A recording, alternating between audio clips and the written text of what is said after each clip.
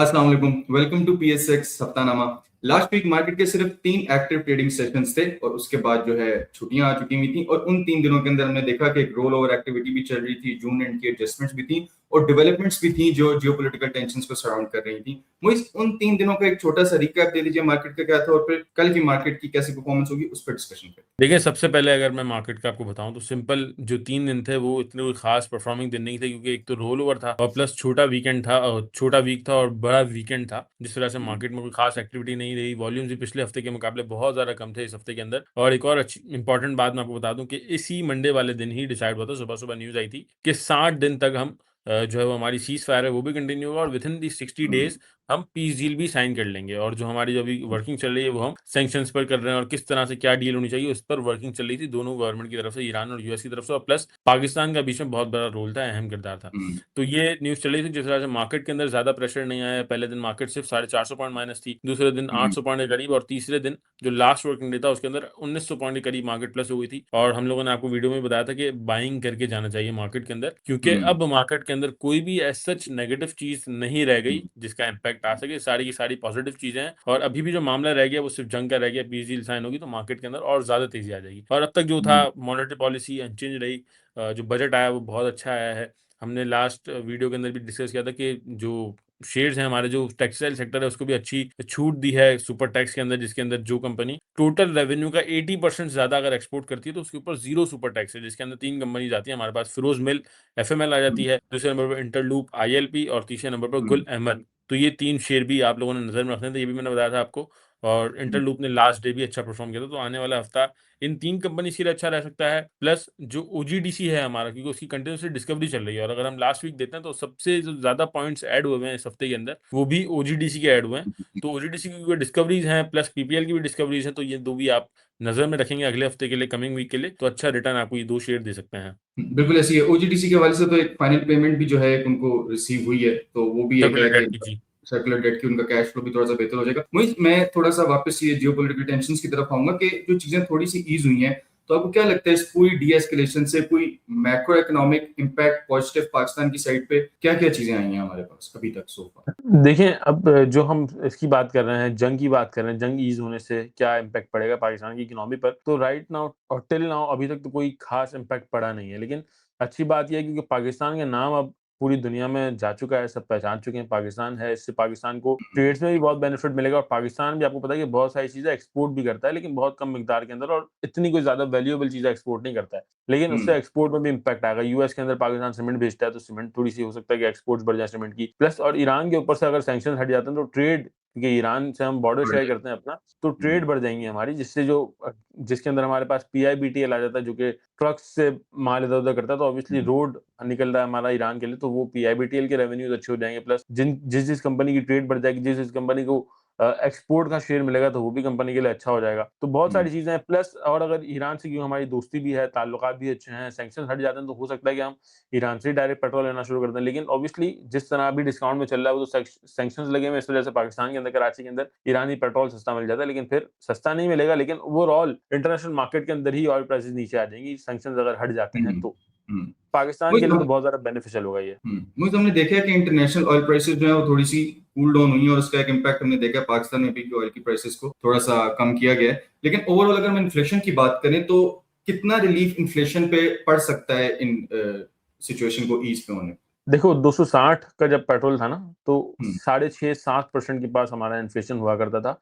और उसके बाद क्योंकि जंग के अंदर 450 तक भी पेट्रोल चले गया था और उसके बाद अभी 300 बिल्कुल। रुपए के पास पेट्रोल की प्राइसेस चल रही हैं। ठीक है? तो अभी तो ऐसा लगता है कि जो हमारा, क्योंकि हाईएस्ट जो हमारा लगा है इन्फ्लेशन का वो 11.7% लगा है जब 450 का पेट्रोल था। तो अब 300 का पेट्रोल होने के बाद हमें लगता है कि 7% तक इन्फ्लेशन हमारा आ सकता है। और अगर इंटरनेशनल मार्केट के अंदर ऑयल के रेट और गिर जाते हैं, जो कि आई थिंक 6 महीने का प्रोसेस होगा, 6 महीने का टाइम लगेगा या 3 महीने का लगेगा जब तक ऑयल प्राइसेस सही से सेटल डाउन, कूल डाउन हो जाएँगे।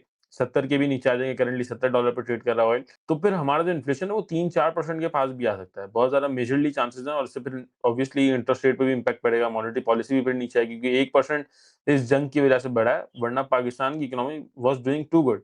इसलिए जो हम देख रहे थे इंटरेस्ट रेट पिछले 1 से 1.5 साल से बढ़ा ही नहीं था और इस बार सिर्फ जंग की वजह से बढ़ गया, इन्फ्लेशन के इम्पैक्ट की वजह से। लेकिन वो भी मुझे लगता है कि बहुत जल्द कूल डाउन हो जाएगा और पॉसिबिलिटीज हैं कि with in this year till December and और दिसंबर के बाद हमारा जो इंटरेस्ट रेट है वो सिंगल डिजिट के अंदर भी आ जाए, 10 से भी नीचे आ जाए। पॉसिबिलिटीज बहुत ज्यादा हैं और बस यही है। इन्फ्लेशन थोड़ी सी कम होती है तो ऑफ कोर्स स्टेट बैंक भी है जो इंटरेस्ट रेट्स को थोड़ा सा नीचे लेके आएगा। मुझे अगर इंटरेस्ट रेट्स आगे आने वाले वक्त में थोड़े से नीचे आते हैं तो बिजनेसेस के ऊपर और कंज्यूमर्स के ऊपर किस हद तक इम्पैक्ट पड़ सकता है इस चीज का पॉजिटिव? देखिए पॉजिटिव इम्पैक्ट पड़ेगा। अब जैसे कि मेरा बिजनेस है, मैंने अरब रुपए का लोन लिया हुआ है बैंक से, ठीक है? मैं मेरी लिस्टेड कंपनी है, स्टॉक मार्केट में आवाम से ही पैसा उठाया हुआ है, लेकिन बैंक से भी मैंने लोन लिया हुआ है। तो मैं इंटरेस्ट अगर अभी दे रहा हूँ 10% साल का, जो कि बन जाता है 10 करोड़ रुपया, और अगर आने वाले साल के अंदर 9% हो जाता है तो 1 करोड़ रुपए का मेरा बेनिफिट है ना सीधा-सीधा। और ये तो मैं अरब की बात कर रहा हूँ, कंपनीज तो बहुत ज़्यादा लोन लेती हैं, उसके ऊपर इंटरेस्ट पेमेंट ही इतनी होती है, तो उसपे अगर 1% भी कम होता है इंटरेस्ट रेट, तो भी 10% का उनका फाइनेंशियल कॉस्ट कम हो जाएगी, तो बहुत पॉजिटिव इम्पैक्ट आना है और अर्निंग्स इससे बहुत बेहतर हो जाती है। प्लस एक और अच्छी बात ये हो जाती है, फाइनेंसिंग भी फिर बहुत सारी कंपनीज करती है। जैसे कि जिसको अगर कुछ काम करना है, कुछ लोन लेके अपना प्रोजेक्ट लगाना है, प्लांट बड़ा करना है, बहुत सारी कंपनीज जैसे कि मैपल लीफ की हम मिसाल ले लेते हैं कि रिसेंटली उसने बहुत बड़ा लोन लिया पायनियर सीमेंट को एक्वायर करने के लिए, तो उसको भी ईज़ मिल जाएगा, उसको भी फाइनेंशियल कॉस्ट कम लगेगी, तो बेनिफिशियल होगा कंपनीज के लिए। वैसे तो ये एक पॉजिटिव आउटलुक ही है, लेकिन अभी हमने देखा कि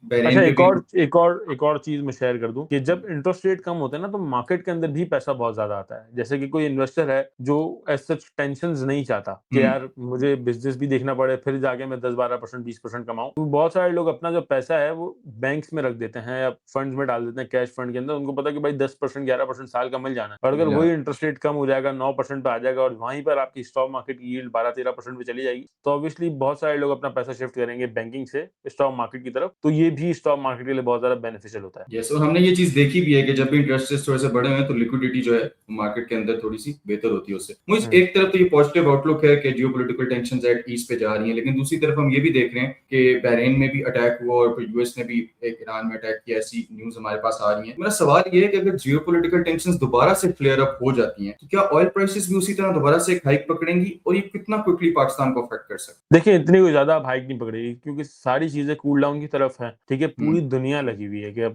जंग खत्म हो जाएगी। It's been to long. 3 महीने हो गए, 4 महीने हो गए और बहुत ज़्यादा टाइम हो गया और बहुत दुनिया का ज़्यादा मसला है अब सिर्फ तो ये। एग्ज़ैक्टली, क्योंकि पाकिस्तान का सिर्फ इश्यू नहीं है, पूरी दुनिया के अंदर ज़्यादा इम्पैक्ट कर रहा है। पाकिस्तान में तो सिर्फ ऑयल प्राइसेज़ हैं। अगर हम दुबई देखते हैं तो दुबई की सारी चीज़ें तबाह हो गई हैं। सऊदीया कमा रहा है उससे, यूएस भी कमा रहा है। यूएस भी जो है वो दुनिया का सबसे बड़ा एक्सपोर्टर बन गया 2000 के बाद।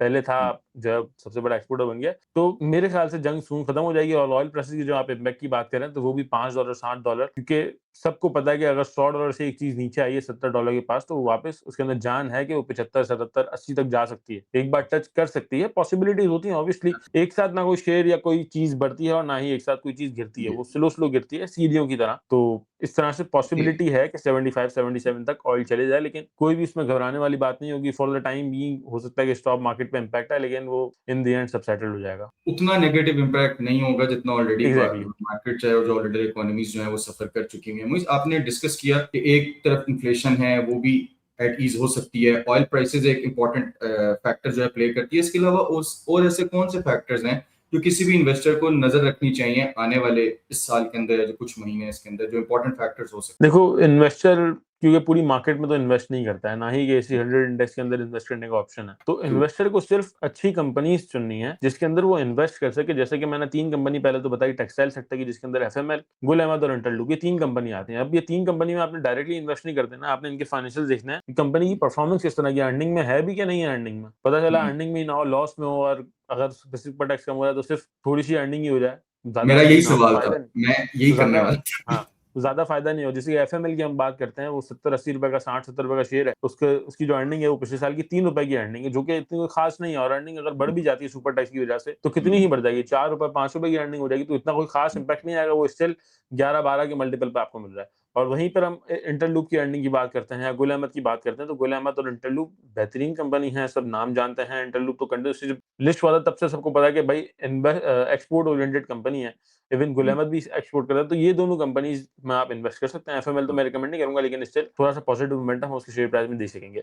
तो ये दो तो ये फैक्टर हो गया कंपनी के लिए, क्योंकि हमें कंपनी के फैक्टर देखने हैं, राइट? तो ये 3 कंपनी निकाल दी हमने जो कि सबसे बेस्ट ऑफ द बेस्ट हैं इस सेक्टर की। और उसके बाद मैंने ओजीडीसी और पीपीएल का आपको बताया, जिसके अंदर सबसे टॉप पर तो ओजीडीसी है, क्योंकि वो कंटिन्यूअसली एक्सप्लोरेशन करे जा रहा है, बहुत सारी चीजें हैं, रेकोडिक भी है, फाइनल पेमेंट्स भी इसको सेक्युलर डेट की मिल रही है, तो ये भी एक पॉजिटिव चीज है। इसके बाद हम ऑटो सेक्टर की तरफ चलते हैं, तो ऑटो सेक्टर में जिस कंपनी को रिलीफ मिला है, जैसे कि साजगार है, उनमें टैक्स नहीं बढ़ा क्योंकि पाकिस्तान के अंदर ही इलेक्ट्रिक व्हीकल भी बना रहा है, हाइब्रिड भी बना रहा है, तो साजगार इट्स द बेनिफिशियल, तो ये भी अच्छा है, क्योंकि सब एक्सपेक्ट कर रहे थे कि जो टैक्स रेट है वो बढ़ सकता है, लेकिन बढ़ा नहीं सेल टैक्स, जो कि बहुत ही अच्छी बात है। तो ये सेक्टर अच्छा है। प्लस फार्मास्यूटिकल सेक्टर अगर हम देखें तो वो कंटिन्यूअसली चला ही नहीं है, पिछले 1 साल 1.5 साल हो गया, लास्ट जब रैली आई थी मार्केट के अंदर तब फार्मास्यूटिकल ने अच्छा परफॉर्म किया, तब परफॉर्म नहीं कर रहा फार्मास्यूटिकल सेक्टर। और अगर हमारी ट्रेड्स खुल जाती है ईरान के साथ भी, तो हो सकता है कि ईरान पे भी हम एक्सपोर्ट करें, क्योंकि जो सिटी फार्मा है फार्मास्यूटिकल का, तो वो एक्सपोर्ट भी करता है अपनी API South Africa MENA region के अंदर, बहुत सारी जगहों पर एक्सपोर्ट करता है। तो अगर ईरान से सैंक्शन हट जाते हैं, ट्रेड्स खुल जाती हैं, तो हो सकता है पाकिस्तान जो फार्मास्यूटिकल सेक्टर है उसमें से भी कोई कंपनी एक्सपोर्ट कर ले, जिसके अंदर गैलेक्सी सबसे टॉप पर है, सिटी फार्मा अगर छोटे स्टॉक की तरफ चले जाते हैं हम, तो ये दो तो सबसे बेस्ट पर है ना, ये दोनों आप इन्वेस्ट कर सकते हैं। तो इस तरह का प्लस इंटरेस्ट रेट कम होने का सबसे बड़ा इंपैक्ट मैपल लीफ पे आएगा, मैंने बताया, तो मैपल लीफ भी इन्वेस्टमेंट के लिए अच्छा है। प्लस अच्छा, अभी जो बजट के बाद भी जो सेक्टर्स देखे नहीं जा रहे, लोग देख नहीं रहे, परफॉर्मेंस नहीं आई है 1-1.5 हफ्ते के अंदर पिछले, तो उसके अंदर है सबसे टॉप पर प्रॉपर्टी सेक्टर, कि प्रॉपर्टी को सबको पता है टैक्सेस कम हुए हैं, तो बाइंग सेलिंग बढ़ेगी, तो प्रॉपर्टी की वैल्यू भी, बाइंग सेलिंग जब खुलती है ना ज्यादा, प्रॉपर्टी की वैल्यू भी बढ़ना शुरू हो जाती है। तो जिसके अंदर सबसे टॉप पर जावेदान कॉर्पोरेशन है, जिसके अंदर नेगेटिव इंपैक्ट आया है पिछले 1.5 हफ्ते से, क्योंकि वो 100 रुपए से 80 रुपए से चला था 150 रुपए के पास, तो थोड़ा नेगेटिव इंपैक्ट है, लेकिन अभी भी 140 के पास इन्वेस्टमेंट करनी चाहिए इसके अंदर, और मुझे लगता है कि 200 रुपए के टारगेट होंगे। इसके बाद हमारी जो बात चल रही है कि गैस पाइपलाइन हम ईरान से लगाएंगे, पाकिस्तान के अंदर, कराची के अंदर गैस पाइप लगाएंगे हम, ठीक है, ताकि एसएजीसी एसएनजीबी को गैस भी सप्लाई कर सकें, मतलब ईच एंड एवरीथिंग हो जाए हमारी। तो गैस पाइपलाइन को जिसका कॉन्ट्रैक्ट मिलता है पाकिस्तान में, वो कंपनी है सीएसएपी, क्रिसेंट स्टील्स, ठीक है, तो वो भी आपने नजर में रखनी है, उसके भी टारगेट्स लंबे हैं, वो भी परफॉर्म भी 100 अच्छा रुपए, किया ना, अपर कैप एग्जैक्टली भी लगा। 100 एग्जैक्टली 80-90 रुपए का था जब बजट आया था, और उसके बाद 120-130 का हाई लगाया उसने, और अभी भी 120-110 के पास ही ट्रेड, 110-112 के पास ही ट्रेड कर रहा है। तो सीएसए भी इन्वेस्टमेंट के लिए अच्छा है, कुछ ना कुछ पे आउट भी कर देता है, और 200 रुपए के इसके भी टारगेट है। तो इस तरह की आपको न्यूज देखनी पड़ेगी कि किस स्पेसिफिक कंपनी के ऊपर क्या इंपैक्ट पड़ेगा, जो करंटली मार्केट के अंदर न्यूज चल रही है उसका, और उसके बाद इन्वेस्टमेंट करनी पड़ेगी। एक और इंपॉर्टेंट न्यूज के जो हमारा सितारा पेट्रोलियम है, उसके लिए नेगेटिव न्यूज भी आई है, तो उससे आपको बचना भी है। फिर जो हमारे पास टैक्स और लेवी इन्वेजन की न्यूज आई है कि कंपनी के ऊपर केस कर दिया गया, और अभी खैर इन्वेस्टिगेशन चल रही है, लेकिन स्टिल कंपनी के लिए तो नेगेटिव है ना। और अगर ये साबित हो जाता है कि नेगेटिव न्यूज ही है और टैक्स की चोरी हुई है, लेवी की चोरी हुई है, तो फिर जितने नए आईपीओ आने वाले हैं पाकिस्तान के अंदर, उनके अंदर भी मसला हो सकता है, उसके अंदर भी पब्लिक फिर ज्यादा इंटरेस्टेड नहीं होगी, क्योंकि नई कंपनी आई है, 1 महीना 1.5 महीना ही हुआ है खाली ट्रेडिंग पे आया हुआ है इसको, और अगर ये न्यूज सामने आ जाती है, तो फिर पहले क्यों नहीं आई ये न्यूज? जब आईपीओ हो रहा था उससे पहले आ जानी चाहिए थी न्यूज, अगर इतनी ही एक्टिव हमारा एसईसी थी या गवर्नमेंट थी। मेरा सवाल ये है कि देखो, ये खबर तो आ गई एसपीएसएल के हवाले से, केस प्रोसीडिंग्स इन सब चीजों की, लेकिन सेंटिमेंट तो एक नेगेटिव परसीव किया जाएगा ना इससे, और मेरा ख्याल है कि एक सेंटिमेंट इन्वॉल्व होता है, तो अगर एक सेंटिमेंट नेगेटिव हो गया, तो क्या हम इस शेयर को थोड़ा बुरा परफॉर्म करते देख सकते हैं, या क्या लोअर कैप भी एक्सपेक्ट किया जा सकता है इसमें? देखिए, क्योंकि अगर हम बात करते हैं शेयर की, तो बहुत सारे लोगों ने, जब ये 18 रुपए का आया था, राइट, 19 रुपए का आया ये शेयर, 18 रुपए 95 पैसे से लॉन्च हुआ, 19 रुपए का शेयर लॉन्च हुआ पाकिस्तान स्टॉक मार्केट में, और वहां से इसने 24 रुपए का हाई लगाया है। 24 रुपए पर बहुत सारे लोगों ने प्रॉफिट टेकिंग की। उसके बाद ऑब्वियसली जब आपको अपने कॉस्ट के पास मिलेगा 20 रुपए के पास, 20 रुपए 50 पैसे पर, तो बहुत सारे लोग इन्वेस्ट करते हैं, बहुत सारे जो लोग हैं वो वापस से इंटरेस्ट लेते हैं इसके अंदर, कि वापस से हमें एक जम मिल सकती है। प्लस इसकी जो अर्निंग आई थी वो 1 रुपए 20 पैसे की क्वार्टरली अर्निंग, और 3 रुपए 60 पैसे की 9 महीने की अर्निंग, तो अर्निंग्स भी बहुत बेहतरीन आई थी, तो फंडामेंटल्स भी इंटेक्टेड थे, और शेयर भी नीचे आया था, तो बहुत सारे लोगों ने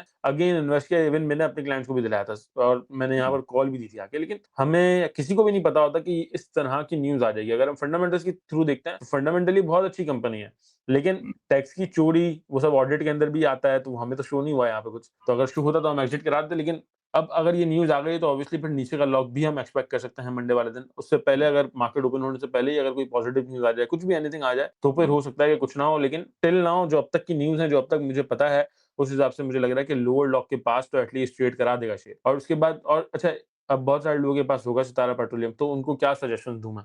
तो उनके लिए ये है कि अगर लोअर लॉक लगता है, तो फिर आपको सेल करने की कोई ऐसा नीड नहीं है, क्योंकि कंपनी ने चोरी की जो इल्जाम लगाया है, अभी कंफर्मेशन नहीं आई और प्लस कंपनी का सामने से बयान भी आ गया कि भाई हम ये चीज नहीं मानते हैं और अगर आपको कुछ तहकीकात करनी है, कुछ भी करना है तो हम आपके साथ है। कंपनी भी साथ दे रही है एफआईए का कि आप चेकिंग कर लो, कोई भी मसला नहीं, हमने कोई चोरी टैक्स की, लेवीज की कुछ भी चोरी नहीं की है। तो अगर ये साबित हो जाती है कि नहीं की तो फिर कंपनी का शेयर प्राइस वापस बढ़ जाएगा और साबित नहीं हुई शेयर प्राइस और नीचे चले जाएगा। तो आई डोंट थिंक सेल करना चाहिए लोअर लॉक के पास, थोड़ा वेट करके और सुकून से काम करें तो ज्यादा बेहतर रहेगा सितारा पेट्रोलियम में। इसी तरह मिलेट ट्रैक्टर पे भी जब टैक्सेशन के इश्यूज आए थे उसके बावजूद करंटली उस टाइम कहा जा सकता है कि थोड़ा सा सेंटिमेंट नेगेटिव हुआ हो, लेकिन millet tractor along the way अच्छे डिविडेंड्स पे आउट, बल्कि बहुत अच्छे डिविडेंड पे आउट्स करता रहा है। तो investors are happy with Millat tractor. तो मेरा ख्याल है एसपीएसएल बिल्कुल भी अभी मार्केट में आया है तो किस तरीके से परफॉर्म करता है, चीजें उस पर ज्यादा बेस्ड होंगी जो कि फंडामेंटल्स होते हैं बेसिकली। एग्जैक्टली।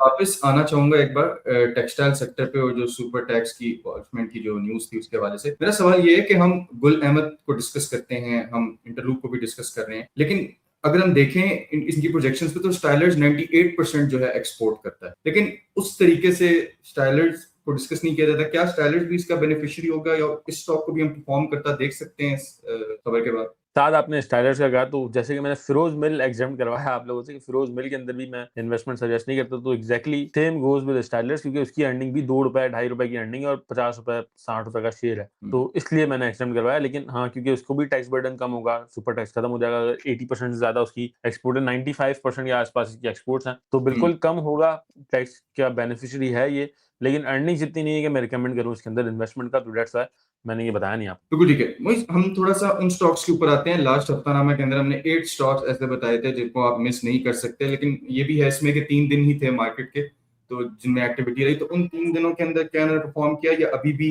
आगे मजीद टाइम रिक्वायर्ड होगा इनको? इसमें पीआईबीटीएल, एसपीएसएल के बारे में तो आपने स्ट्रेटेजी बता दी, ओजीडीसी पे भी हम इंटैक्ट हैं। इसके अलावा बिल्कुल। प्रेमा, गुल अहमद, जेवीडीसी, पीएसओ और एसजीएफ। देखिए मैंने अभी, अगर हम बात करते हैं तो मैंने तकरीबन सारे शेयर कवर किए, जिसके अंदर पीआईबीटीएल ने लास्ट वर्किंग डे बहुत अच्छा परफॉर्म किया था, 19 रुपए टारगेट अगर किसी ने भी हमारे कहने पे लिया था तो उसको 10% का profit with in these 3 days आपको मिल गया है रिटर्न, ठीक है, पीआईबीटीएल के अंदर। एसजीएफ की जहां तक बात है तो एसजीएफ भी 130 135 रुपए तक ट्रेड कराया था, लेकिन वापस 125 127 के पास बंद हुआ है, लेकिन इसके अंदर चांसेस हैं।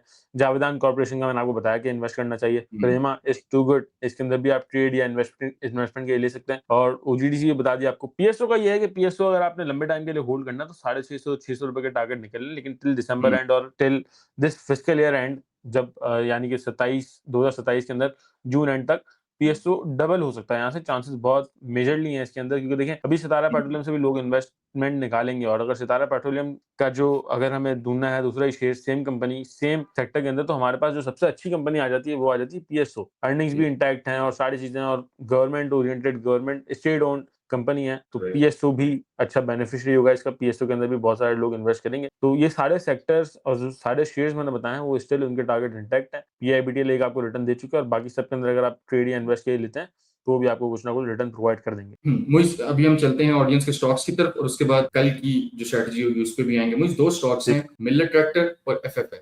एफएफएल क्या अगर मैं बताऊं तो एफएफएल बहुत स्लो परफॉर्म कर रहा है, अभी 18 रुपए के पास ही है, और कंटिन्यूसली हम देख रहे हैं कि 18 रुपए 70 पैसे का हाई लगाता है और 17.5 रुपए का लो लगाता है, और इसी के दरमियान में ट्रेड कर रहा है।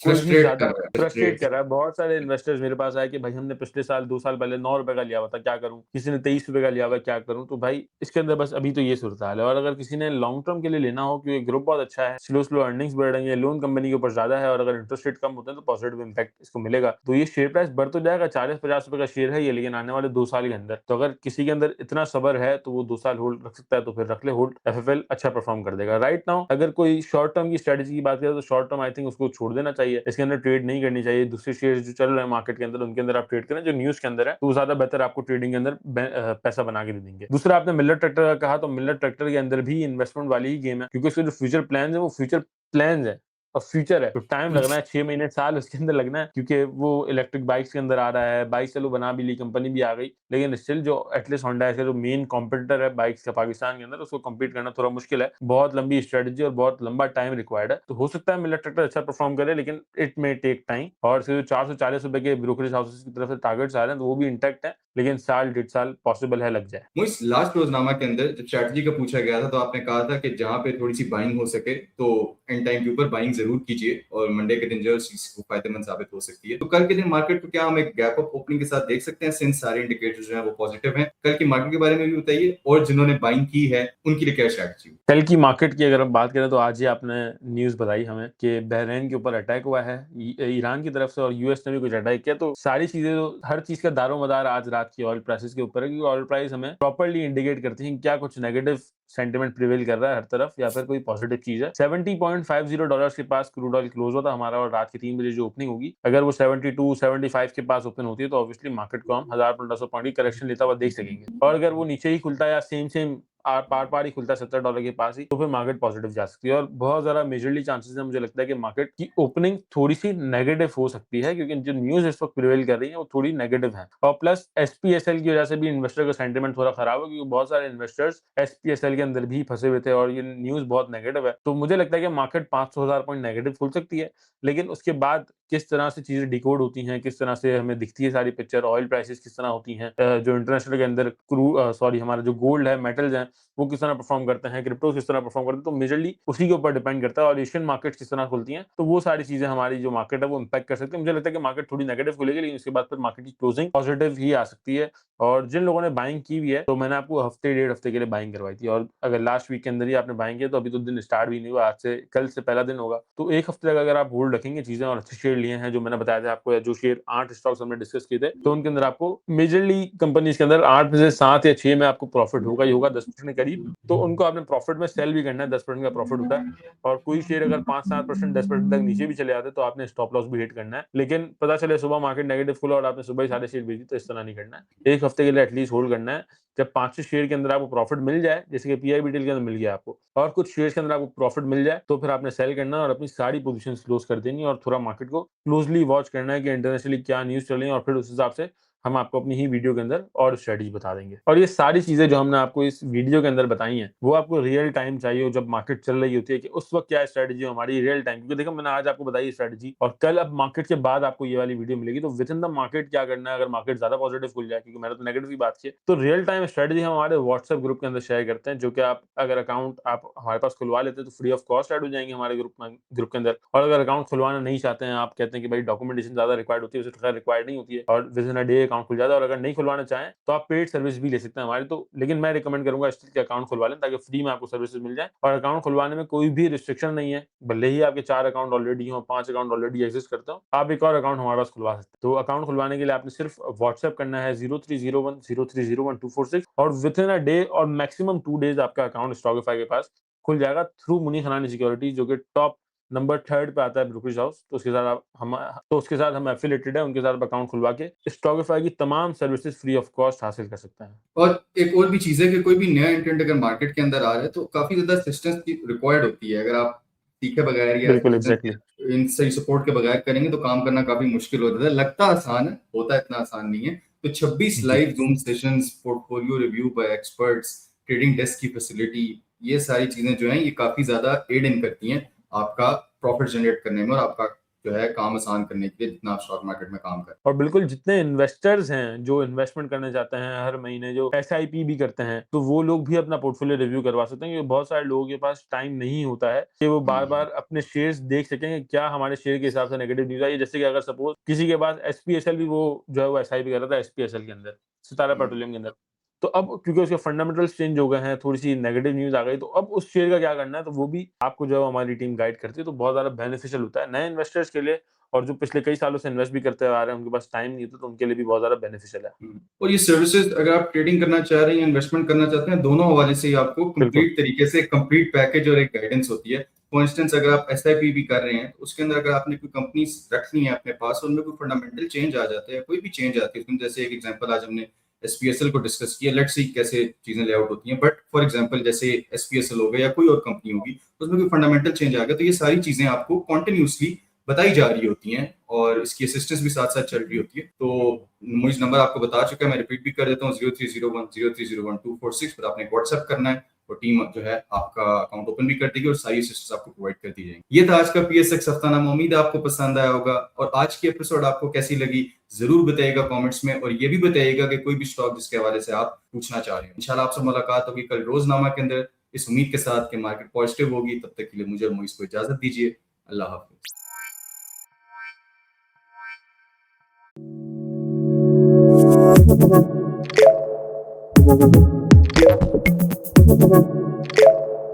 Thank you.